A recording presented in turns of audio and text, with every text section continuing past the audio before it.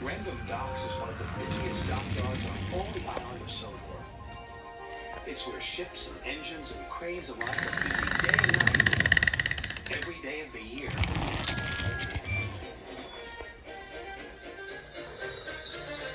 But poor Cranky the Crane never gets a nap.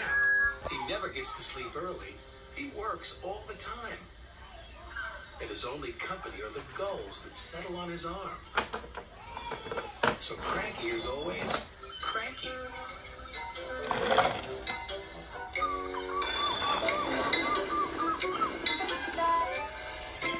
Ahoy there, Cranky, cried Salty. Where have you been? Snapped Cranky. And a good day to you too, Captain. Bill and Ben arrived for work, full of mischief. Hurry up, snapped Cranky. I haven't got all day. You're no fun, grumbled Bill.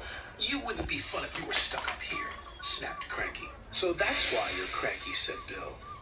You're lonely, said Ben. I'm not, Cranky cranked. So it's company you be needin', said Salty. Reminds me of a lonely old Grand Banks lighthouse keeper. Not another one of your stories, cried Cranky. Oh, please, Salty, they chimed. We haven't heard it. 'Twas in the middle of a wee naughty storm, Salty began. The likes of which you see once in a lifetime.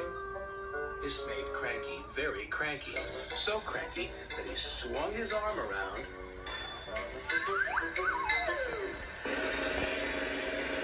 and dropped the pipes onto the tracks instead of the trucks.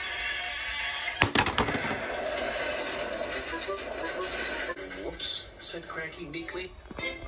You've blown the main now, matey, said Salty. The engines were trapped. You're gonna get into trouble, sang Bill and Ben. Sir Topham Hatt was in his office being measured for a new suit. When he heard the news, he left immediately for the docks. Sir Topham Hatt knew that any delay at the docks could cause trouble. You have made a terrible mess, Cranky, he said sternly. I'm sorry, sir, Cranky whispered. You engines will have to stay here tonight until Harvey clears up this mess in the morning. Cranky's heart sank as Salty uttered those fateful words. That reminds me of a story. It was a bitter, cold winter.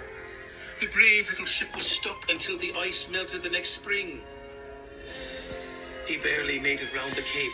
After 100 scary days at sea without a scratch, he sailed into port and crashed his bow not 15 feet from my buffers. Luckily, no one was hurt. Except my ears, wailed Cranky.